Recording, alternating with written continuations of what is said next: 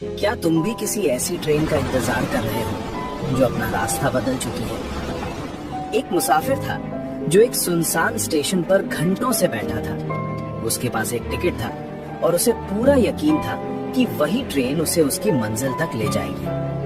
اچانک اناؤنسمنٹ ہوئی کہ اس ٹرین نے اپنا راستہ بدل لیا ہے، وہ اب اسٹیشن پر کبھی نہیں آئے گی۔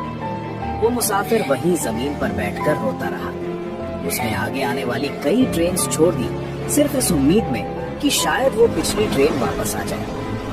اصل میں ہم بھی زندگی کے پلیٹ فارم پر اکثر ان لوگوں کا یا پھر ان موقعوں کا انتظار کرتے رہ جاتے ہیں جو اپنا راستہ بدل چکے ہیں، جبکہ سچ تو یہ ہے کہ سفر کبھی رکتا نہیں، بس ہمیں آگے بڑھنے کے لیے ایک نئی ٹرین پکڑنی ہوتی ہے۔ Please like, comment, and share the real goal.